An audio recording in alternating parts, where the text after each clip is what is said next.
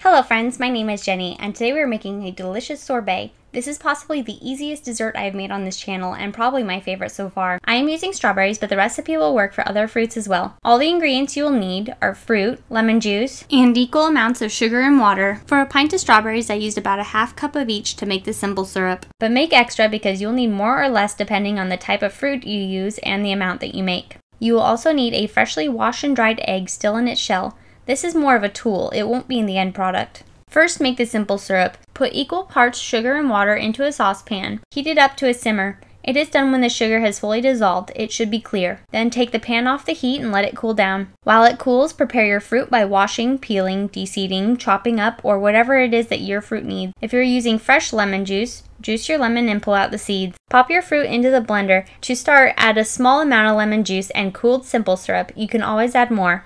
Blend until you have a nice puree. Run this mix through a fine mesh sieve. This is great for seedy fruits like strawberries and blackberries, and for fibrous fruits like mangoes. Put your puree into a container that is tall enough to float the egg in the mix without touching the bottom, but big enough that you can add more simple syrup. If it sinks, then you need to add more simple syrup. If it floats with about a nickel-size amount of the egg showing, then it's the perfect ratio. If it floats more than that, then you should add more juice or water. Keep adding more of what is needed and stir it up until it passes the egg test. If you would like it a little bit more tart, then add more lemon juice. Don't forget to take the egg out before you continue. When the puree is frozen, it won't taste as sweet as it actually is, so you will want it to be slightly sweeter than you want the end product to be. Pour the mix onto a baking sheet. You can line this with parchment paper, but it's not necessary. You could also use a metal bowl that has been in the freezer for 24 hours prior, but I prefer the baking sheet because it freezes faster, the sheet doesn't need to be pre-frozen, and it could actually fit into my stuffed freezer. Let it sit in the freezer for 3 hours, then scrape it up and re-blend it. You can eat it now, but it really makes a difference to continue to the next step.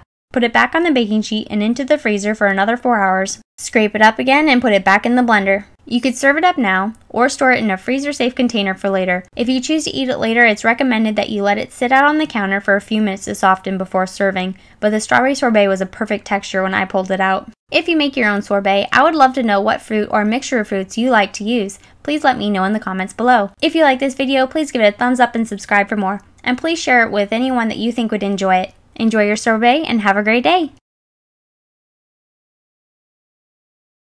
Good job. Go.